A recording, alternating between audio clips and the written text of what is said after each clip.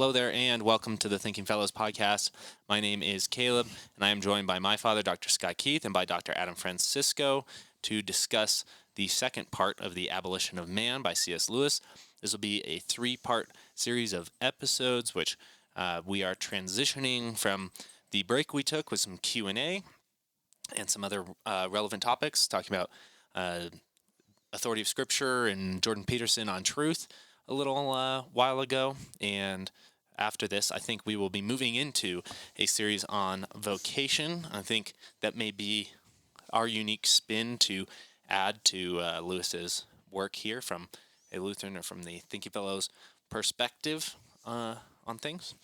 And last episode, we talked about the chapter Men Without Chests. My dad summed up what the Men Without Chests means at the end of that episode. Maybe I'll have you redo that part here just to give people a refresher, or maybe we have first-time listeners catching in. If you are a first-time listener, you should check out the other projects at 1517. You can go to 1517.org, see the homepage there. There we have daily blog, preaching helps, we have videos, usually the latest conferences or public talks that people in our fellowship are giving are available to see there as well, in addition to the, I think, just shy of 20 podcasts that we have actively on our network right now. So you can go check that all out. That's 1517.org. So chapter 2 is titled in mine, which is a first edition. The Evolution, yeah. How many times are you going to say that? I don't know. Every episode. Did you know this is the only first edition book I own of any book, unless my library has one and I don't know about it? So I'm allowed to like this book, or the copy I have. It's titled The Way, which in The Way, he's talking about the Tao, which is another way of saying the way, which we've also said is another way of saying the good or the true or something like this. The beautiful. I think it's kind of funny that the book's about the objectivity of language, and then we have the Tao, which can be interpreted as like 4 different meanings. Well, I think it technically just does mean the way, right, Adam? It just means the way. Yeah. It does. So this is an interesting thing because there's this religion, if you will, or worldview called Taoism. And the Tao Te Ching is its sort of central text. And I don't know if it's the first line, but it's close to the beginning. It says something like, the Tao, or the way that can be named or described, is not the way. So it's like elusive and so on. But at the same time, the Tao, or the way, is also part of the Confucian tradition. And Lewis, right. Chapter 2 begins with a quotation from Confucius' Analects, Confucius being the great, I think he's like 5th century BC Chinese classical thinker. And for up until the rise of communism in China with Mao Zedong, there were always Confucian exams for civil servants and so on. So it's very integral to classical Chinese civilization. And so for Confucius, the Tao is what we would call, like you said before, the good, the true, and the beautiful, or natural law, the or right way of just living. What is right, or yeah. So and we did say last episode, is this the time, Caleb, where we would talk more about defining that, but also because your dad said that it was unfortunate that he chose the word the Tao, I think. Yeah. Didn't you say that? I did, yeah. Scott? Yeah. I think it's maybe it's unfortunate. I think it's probably part of this World War sort of. I think Lewis, as much as he's critiquing the Green Book and maybe some of the philosophy there, also shares some of the letting go of the old gods, as they would be described, and sort of the harm that civilization has by ascribing too much to these. And so I think he does have what we would call a global worldview, right? And very pluralistic. A society can really survive in this pluralistic environment if we share a commonality, natural law, the Tao, something like this. And I think he's kind of optimistic about that. I could be wrong, but it seems like that really is what the world, and Europe in particular after World War I, in order to try to find a hope in something, was pretty optimistic about sort of letting go of some of the things that caused the war, some of the attachments that caused wars, having a global community sort of united by something at the bottom level. And for many people that was undefined, and for Lewis that was more defined. But in order to exist within that pluralistic framework, he adopts something like the Tao to describe Well, truth. Maybe it is unfortunate that he used that term, but I think if he's trying to defend, especially in chapter 2, he starts to do it already in chapter 1, but chapter 2 is primarily dedicated to it. If he's trying to defend that there is some sort of objective foundation to things, a universal truth, if you will, though we might not have direct access to it unless God reveals it directly to us or through some sort of historic revelation or something. I think the choice of using the Tao was at least rhetorically savvy, because he's borrowing from a civilization that I don't know how much he knew about Chinese civilization or Eastern or Asian civilization, but he's purposely choosing that to show that this is not just something within the Western civilization. Yeah. This is a global, as you said, right, Caleb, a global, universal thing. And I didn't ask this last time because I didn't want to belabor the episode because we're getting long, and I know we've had this conversation before, but Lewis is really betraying his 20th century Christian Platonism here. That was sort of my point. He can list the Tao all he wants, but when he makes his case, he's going to Plato. So that thing that can sort of get us to sort of what Caleb was saying, if he is sort of making an argument for living in peace pluralistically, that thing that can get us to the point where we can do that for Lewis is going to be a good Western education. Yes. Mm-hmm. Yeah, that's true. Though I would also add, I don't know if it's in the first edition, Caleb, you could tell us as you're so proud of that. God, I regret saying it. Oh my gosh. But my editions of The Abolition of Man, which were, of course, much cheaper to purchase and published more recently, probably have less errors in them. Has a pretty extensive appendix, like that covers like ancient Babylonian the literature and so on. It's called the Illustrations of the Tao from across the world. So. Yes. Yeah. I'm sorry I don't have the first edition. No, I actually think it's that appendix which sort of leads me to believe in this sort of pluralistic, liberal society ideal that, But they're illustrations of natural law that are collected. And so, again, he can call it the Tao sort of for this. Yeah. I'm kind of getting outside of myself here, guys. I'm making a point that this is extant everywhere. But when he gets to it, he uses... Platonic Aristotelian language to describe it. Don't you think in Mere Christianity, he makes a Christian argument for truth here, and that the audience, now he's trying to make a appeal where he's saying, my biases towards Christianity are not the appeal to truth. I can make an appeal to philosophers and educators who don't share my basis for universal truth, the Scripture, Christ.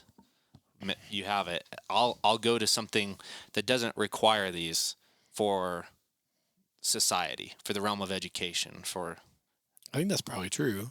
Mm-hmm. Yeah. I mean, I'm not saying there's anything wrong with that. I'm just saying that seems like I also do think there is something to using the language of another quote unquote system to make the case that many of these things are universal. I mean, I don't know. Adam, did you ever teach the basic Theo class at the university? No, they didn't let lay people such as myself touch theology, but lay people like you, they did. That's weird. Maybe that's why they always made me do it for the transfers. Yeah. But it was, I know me, transfers. It was interesting that you'd always get. So I didn't do a lot of time like on moralism in that class because I honestly felt like, especially since I was doing the transfers, so many of them were not Christian. It was a lot of time was better spent talking about the core fundamentals of Christianity. But at the end of the day, as I was kind of given the material that I had to cover, sort of ethics, you might say, was definitely in there. And it was always funny to me that when you'd go to ethics, you'd make the argument. Let's even say you take the second table of the law from the Decalogue. You take sort of like the moral commandments regarding how we treat one another. You would say, and I would say, because it's true, that take for instance, thou shalt not murder, is a sort of universal principle, right? Yeah, I mean, you can make an argument that nearly every society, or actually every society on Earth, has had rules about murder. They might not apply to everybody. Like certain people might be non-people Well, that's the or point. non-members. So I'd always have these students that are non-Christian, and I always felt like they knew where I was going. They're like, this dude's gonna get to sex at some point, and I gotta stop him before he starts telling me that adultery and fornication are wrong. So they'd always stop you like at murder, and they'd say, well, not every culture has murders wrong. There's some cultures, and of course, because they're sophomoric, they're definitionally sophomoric. They'd be like, the Mayans would practice human sacrifice, and to commemorate that pyramid-like thing at Tenochtitlan, the Aztecs. Yeah, I think they sacrificed up to 50,000 people in one day. Yeah, those noble savages. That we and so Europeans. this exception to my rule was also supposed to disprove the rule, right? Whereas in reality, within both of those cultures, the Mayan and the Aztec culture, there were still rules against murder. It's regulated. That's different than the state saying in those instances you're going to die because you're a sacrifice. That's not technically speaking murder. Well, they change what's happening, right? So the person is no longer just a person where on the street you and me get into a conflict, I kill you, it's wrong. That person's now a other object. They are a sacrifice, and a sacrifice has meaning and a purpose and a place and can only be done, in and this it's not particular murder, way. and not the case. It may be murderous. It's killing for sure, but it's not like That's defined. the key point. Thou shalt not murder. It's not murder. There are universal laws against murder, the arbitrary taking of life. Yes. Against theft. That's universal. Against but in terms of killing, there's lots of nuance there. But murder is universally prohibited. Has always been. And one might even say, like in our numbering the sixth commandment, adultery too. Now, whereas that may be sort of defined differently by governments and other places, typically, if you're living in a society that has any sort of societal or governmental organization, these things have historically been to some degree regulated. Like if you're married, you're married, and that there are rules to how you get married and where you get married and when you get married, and once you're married, that you're married to just that person, or that you can be married to two people, but typically, I'm not arguing for this, people, but typically you, dude, can be married to several people, and you, lady, cannot. You can only be married to the one guy, And even with that, like it's to get to sort of the chapter about it's like emotional meaning. The emotional meaning of marriage or relationships to people today has erased the contractual meaning. When you talk to people about marriage, nobody acknowledges that they're entering a legal contract with another individual that the state has an interest in maintaining. And so when you talk about divorce, you talk about, oh, I'm not being treated right. I don't feel loved anymore. I don't whatever. It's all emotional appeal. And recently seen some divorce, and I go, you're violating a legal contract that you've entered in. Like this is as much as you feel hurt or this person feels hurt, like somebody is violating a contract. And the reason it's a contract is because it causes harm to you, your children, and the people around you. And then maybe makes those children... In most cases, by the way, society as a whole, because the amount of sort of general societal expense that has to be put into that family to maintain the children is now greater because it's not a unit supporting it. It's usually an individual. Yeah. Or two individuals, and that has to be regulated by the state in order to determine how much support Your goes where. marriage has now cost court time, lawyer time, arbitrator time, on and on. So I don't know how we got there. Abolition of Man. Just to 2. clarify, I am not arguing for polygamy. I have never understood it. Having been married 28 years now. So long enough to know you don't want a second wife. Did I say that? I did not say that, Adam. My goodness. All right. So what are we talking about? The Way, Abolition of Man. I think there was a tie-in there, and I think it was a tie-in just to the fact that what he's arguing here, essentially, then at the end of the day, because we got into natural law, is a sort of a universal set of principles, usually moral or ethical in nature, that are indeed universal and that cannot be violated without expense. I think Yes. that's the important part, and I think that's where it butts up to the limits of what natural law does. The law can identify when it's been violated, right? And so that's sort of what the opposite party here, what the Green Book or what society after the Green Book looks like, is saying that those identifications are incorrect, or that those identifications might not be nuanced enough, or take into account individual cases and things like that, that the universal improperly identifies the wrong people. It might work for the majority, but it doesn't work for these people. Although, can I just say that if I were not a Christian, how do you feel about this, Adam? If I were not a Christian, that's how I got Adam to get off his phone. Everyone out there, I was checking Bitcoin. Sorry. If I were not a Christian, surprising that it's down. I would have a harder time with Lewis's argument than I do, because I'm kind of with Wittgenstein on this one. Unless at the end of the day this were to come from the outside, you can make sort of a practical case from principles of harm avoidance that these things are universal, just that they're practically good, and that if I live according to these rules, I'll likely be more prosperous and will encounter less harm.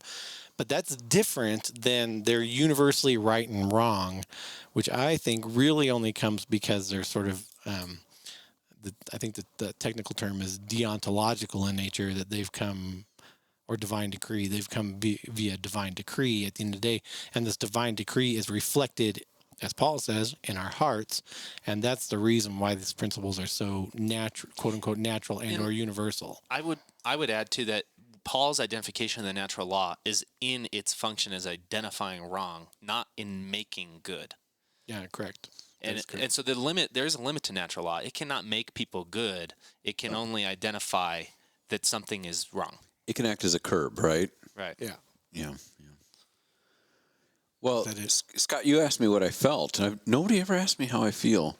Did I say feel? I meant thought. So get over yourself a little bit. You guys went to public school, right? That's how you guys talk about feelings. Yeah. I forget the question now. Well, just the idea that... So I might not be answering this directly because it's been... I don't remember the question exactly, but I think you're right that if, a non-Christian, like if you're reading Lewis, especially today, but maybe even the 1940s, like Lewis's argument for and defense of natural law would, of course, make sense to a Christian. Would it make sense to a non-Christian? A person from China, for example, even though he's using the term Tao. Good. I don't know. I don't know. I think so. Back in the 20th century, I think it would move somebody. Oh, I think now, it probably would too. Heavens no. I don't think anybody cares at all about anything. I'm saying personally, if I take God out of this, if I take sort of not just God, but the divine decrees, say, the Decalogue out, my knowledge of the Decalogue out of this. This is these are interesting ideas, which which you could probably argue me into them being universal, right? Okay. But I'm not sure you can argue me into them being sort of ontologically good in and of themselves, other than the fact that if I were to live my life according to these, they work, and it'll afford me a certain amount of harm avoidance, which sort of when you're teaching kids about ethics is like, that's level 1 out of 10. That's fables, right? Is harm avoidance. Yeah. I'm going to answer as a historian and as somebody who's trying to figure out our modern culture, because aren't we doing a little cultural criticism? What do we call it? Which is dangerous for us. Yeah. I think back when Lewis is writing, that's still in the air, because even though there's this sort of new philosophy in the Green Book and stuff is all kind of in the water now, people are in England, where Lewis is writing and lecturing, are still reading the greats, or what Lewis would have called the greats, or the classics, and natural law, the principle of practical reason, or whatever you want to call the Tao, and he gives a whole bunch of other names for it towards the end of chapter 2, is still something that's sort of part and parcel of at least elevated public discourse. Today, I think you're right. I think the philosophy behind the Green Book has, it eventually won in a way, but then I think in that sort of vacuum that it created, all sorts of new things sort of begin to sprout that are hostile to any sense of there being universal objective I agree with that. values.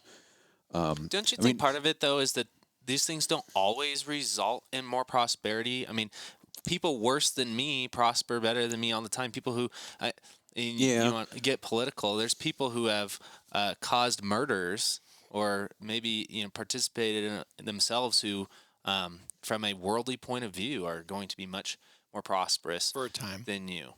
Yeah. But if you take eternity out of the equation... I'm not even taking eternity, I'm taking a lifetime.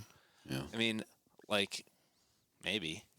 I'm just saying, if you short-sighted here, I think it gets down to consequences, and if there are ways for those consequences to be avoided, either temporarily or for the majority of your life, or maybe even your whole life, there's not much preventing you from doing any of these things to your gain. So this is what Lewis says, just because Adam alluded to it. He says, I draw the following conclusions. This thing which I have called for convenience the Tao, and which others may call natural law, or traditional morality, or first principles of practical reason, or the first platitudes, is not one among a series of possible systems of value. It is the sole source of all value judgments. If it is rejected, all value is rejected. If any value is retained, it is retained. The effort to refute it and to raise a new system of value in its place is self-contradictory.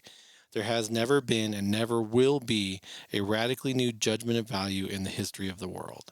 Now, I agree with that because I think you very much can see that what postmodernism has got us is a deconstruction, not construction. So when he says you will never construct anything new that will replace this, it's true. That doesn't mean that there won't be efforts to deconstruct this and to continually deconstruct. Where I sort of, as a Christian and my understanding of Christianity, kind of get in the way here, is this idea that it is the sole source of all value judgments. What I'm more comfortable with, sort of as a Christian, is saying God is that source of all value judgments, who has shared those with us via His Word. And regulates the I would world by the agree. law. And regulates those by the law, and has written some of these onto our hearts.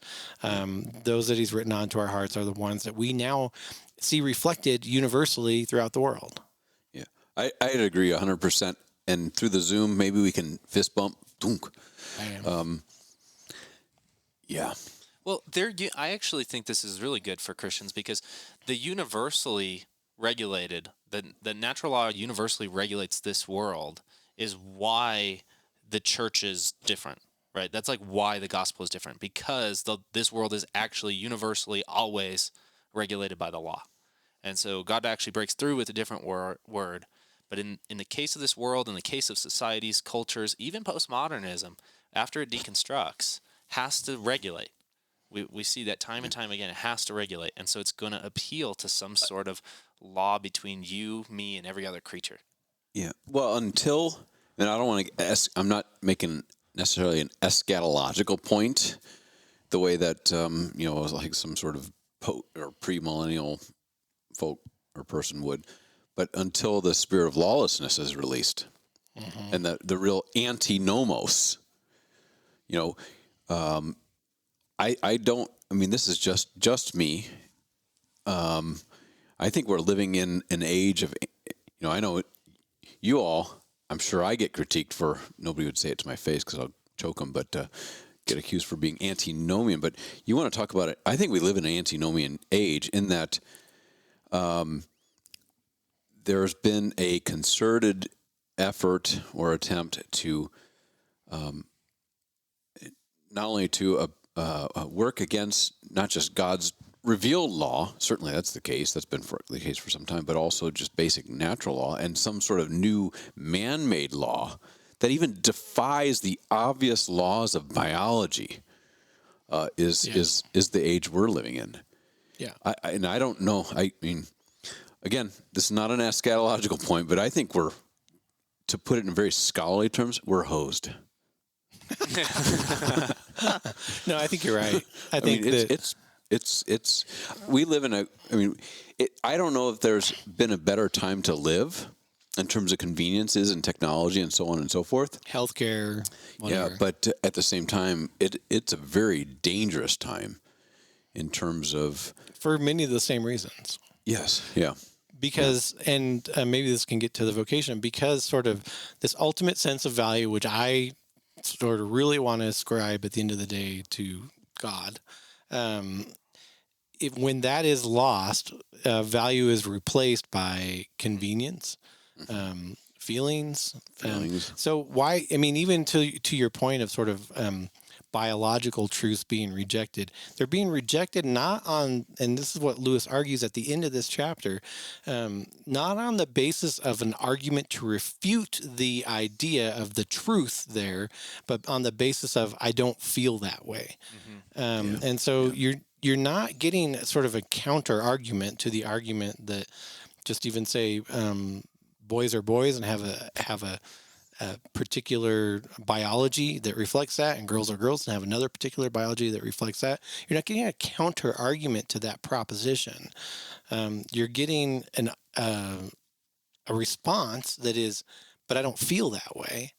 And in not feeling that way, I'm not going to act that way and won't be referred to that way. And you now have to change, and it just gets to be, okay, so convenience is, it's great because even up here on the mountain, Amazon still delivers.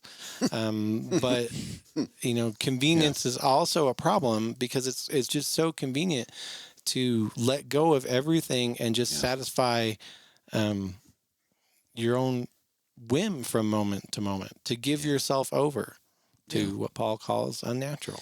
Are you familiar with the book by Carl Trueman, published like the last couple of years, Making of the Modern Self, I think is the title? Yeah. Yep. Where, I mean, it's a big book, but one of his argument is that in our day and age, how one feels, how every individual feels is what determines what's real. I mean, that's... Yeah. I don't know. And it's irrefutable. I can't tell you that whatever you testified to me feelings-wise is incorrect. I can't tell you that's not how you feel. The thing is that maybe I can appeal to you why you shouldn't act on those feelings, though. And that's sort of where I think some of the conversation from people who maintain objective universals get lost, is saying that the feelings are invalid, or maybe that's not how you really feel, you've been conditioned to feel that way, or whatever, instead of saying, I don't really know if that's true or not. You may be lying about those feelings may be completely valid. However, I can advise you not to act on certain feelings. Just like I can tell somebody who's angry not to go, kill the person they're angry with. Well, that's the ultimate contradiction here, is that there are still some feelings, hate, right, that we are not supposed to act on. Mm-hmm. And the reason why we're not supposed to act on them is less clear than it would have been if the quote-unquote system hadn't been destroyed, that Lewis is arguing for here, hadn't been destroyed altogether. Yeah. There are many feelings we're not supposed to act on. And bigotry, hatred, homophobia, those are all feelings, and they're not supposed to be acted on. And I think, in all those three cases, rightly so. But at the end of the day, how do we arbitrate which feelings are still just and which are unjust? And this is the problem. I think it's, I feel like I spent too much time criticizing Lewis in this, so I'm going to praise him a little bit here, because he wrote this in 1943. We're now in 2022, right? Yeah, I think so. So almost 80 years later, right? I'm not a math person, but that feels like 80 years to me. So This is what he says. Now get this. You say we shall have no values at all if we step outside the Tao. Or this sort of somebody's critiquing, right? Very well. We shall probably find that we can get on quite comfortably without them. Let us regard all ideas of what we ought to do simply as an interesting psychological survival. Let us step right out of all that and start doing what we like. Let us decide for ourselves what a man is to be and to make him into that, not on any ground of imagined value. Well, I think this comment is really interesting because it touches on stuff that we've been doing on Outlaw God lately, which is ontology, and sort of ontology is you are what you do, and Luther making a counterpoint against this, that it's not you are what you do, and this is what this person's arguing for. You are what God says you are. You are what God says you are. Your ontology is what God says you are. It has to actually come from outside of you. If ontology, if your being comes from inside of you, you're going to end up in this situation that this critic of Lewis is talking about, which is every person has to make themselves, and they have to make themselves in their own image. Yes. And they have to constantly do.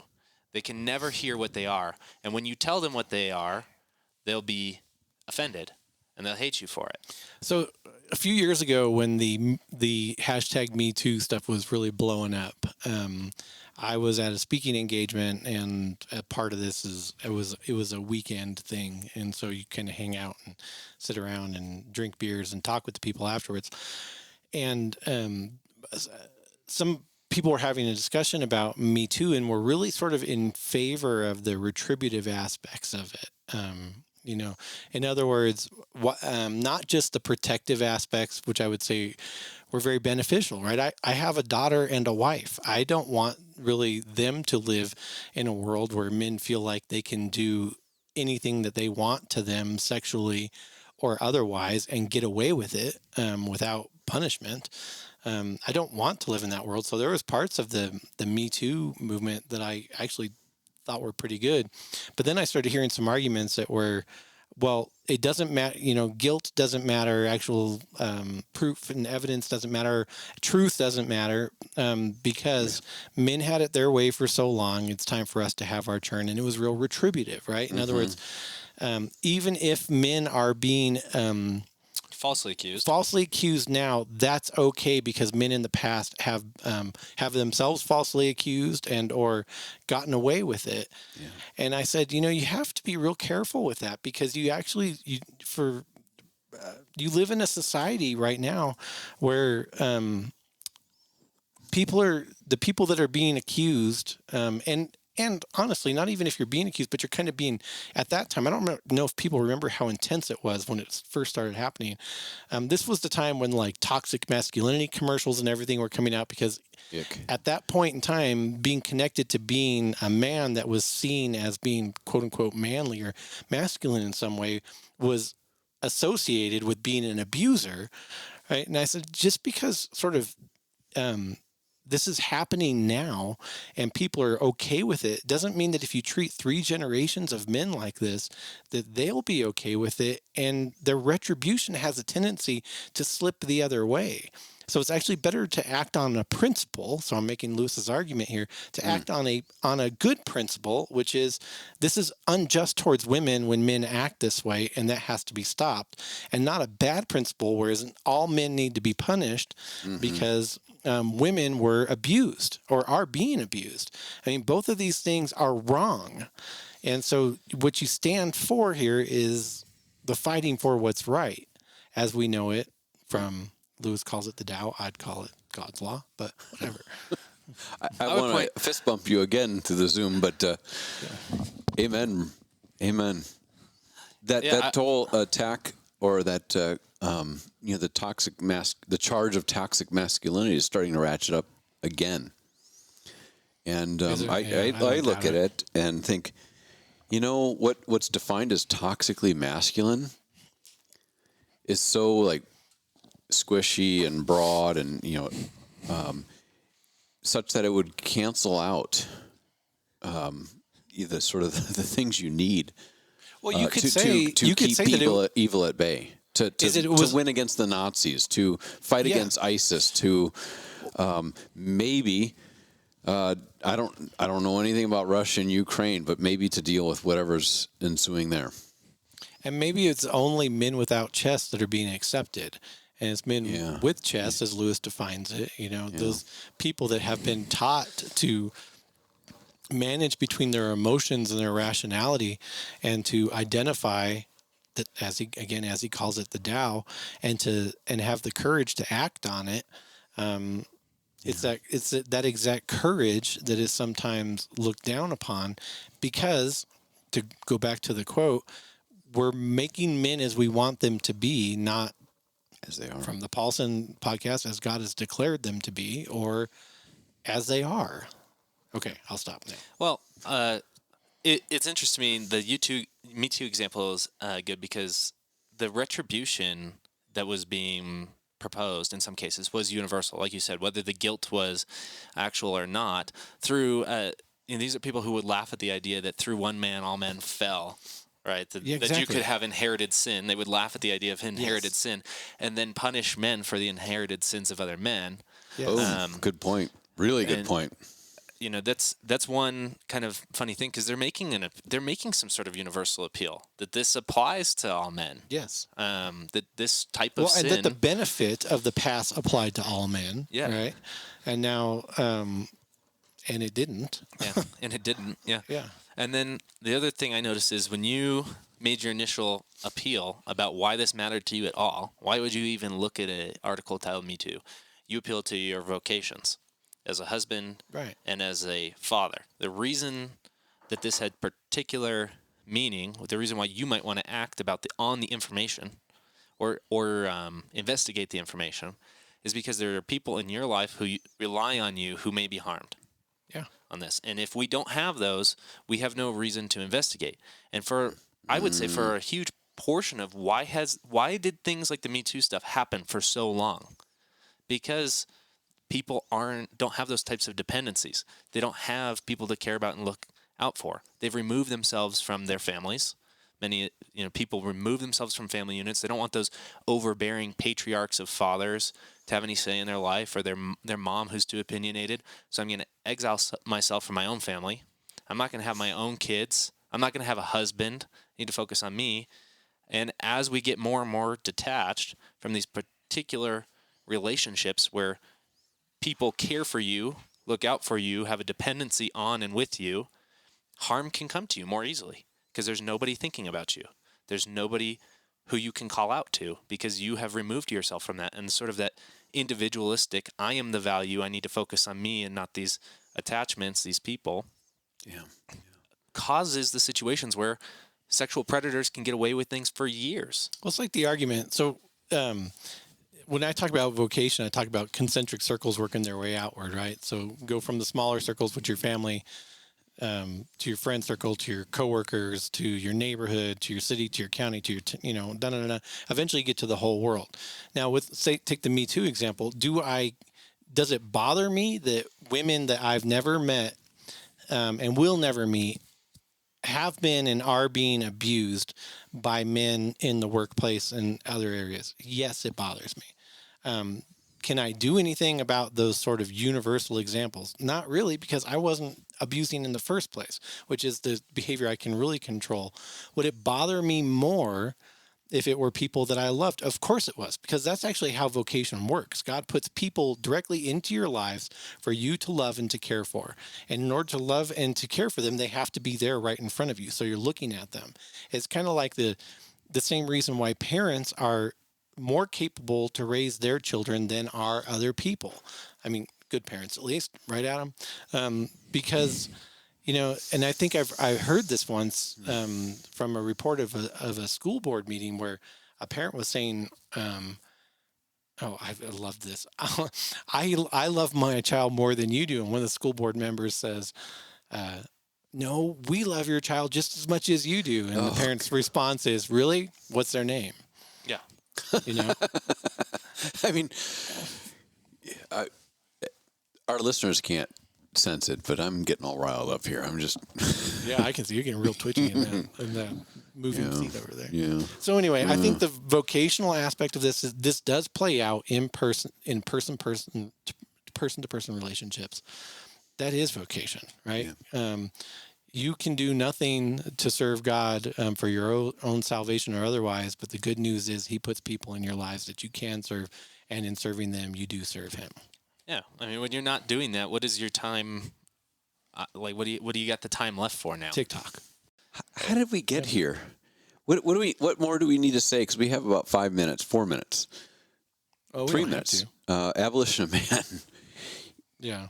Towards the end of the second chapter, I mean, something maybe worth talking about, we did talk about in the first episode too, is Lewis makes very clear, he's very transparent that everything he's doing in Abolition of Man, the book, is not even an indirect argument for theism. Yeah. He's just, what he's doing is defending sort of the First principles. First principles. Morality. I was going to say what others would say today: the properly basic foundations to any civilization. Yeah, I think that's accurate. That there is. We'll all disagree on the details, but there is an objective good, an objective true, and an objective beautiful. And that like you said before in the last episode, that the veneer of that civilization is very thin. Very. And that if you start violating these, things will go awry quickly. Yeah, read world history, and you will. I mean, that's the lesson to be learned. Civilization is a thin veneer. Human beings are, as Christians have always taught, as the scriptures teach from the first book in the Bible, are depraved. Totally depraved creatures. That's the thing, right? Is that without that theism, or more specifically, without the Christian scriptures, God, forgiveness of sins in Christ, you have this law which tells you there is a good, there is a true, there is a beautiful, but it's not making anybody, it's not making any of us, not making any of those civilizations good or beautiful or adherents of the truth. And all of human history is to the contrary. And so natural law helps us identify when it's been violated, when the good is, when the bad has broken the good, when the ugly has invaded the beautiful, and when lies have overcome the truth. But that's very nice the way you put that. Yeah, I like that. Oh, thank you. I like that a lot, actually. Can you repeat it? Can I repeat it? Maybe. I don't know. Maybe I'll listen to the episode. But that's the limit. Yeah. And the limit is sort of this knowledge of the downfall. And in this lecture, Lewis doesn't get around to it, but ultimately, I mean, perhaps one problem is it doesn't leave you with hope unless you try to make natural law do more than it can. Yeah. In order to reshape the thin veneer. Yeah. It can't do that. It can't make people.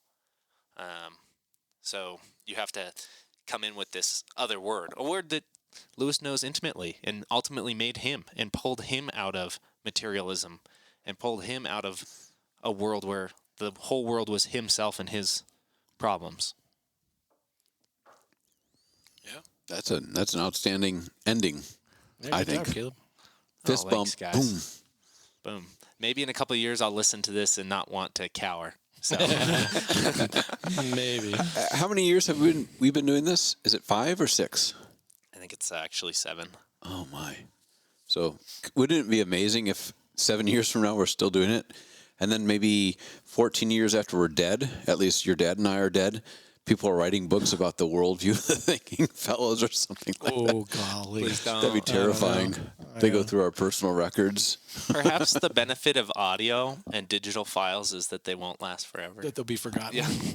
That'd be nice. Yeah. Unless we get really famous, then somebody will cull through everything to find something to hold against us and cancel. That's what I'll us say with. the next That'd be time very a easy to listener do. says, "Can you turn an episode into a book?" I'll say, "No, I really don't want this to last forever." That would be I had dinner with Jeff Mallinson, who used to host Virtue in the Wasteland, and he said he still gets questions about that. Wow. A bunch of the stuff that they said on there, and he said, I thought that if we were doing this on a podcast, I could do it because I could just say it and it would go away. Nope. Stuff I posted on Facebook, satire I posted on Facebook 8, maybe 9 years ago, still come back to haunt me. That's why I don't post on Facebook. Yeah, well, I don't have Facebook anymore. Do you have Facebook? I think As a formality. Okay. I have Facebook that I don't know how to get into.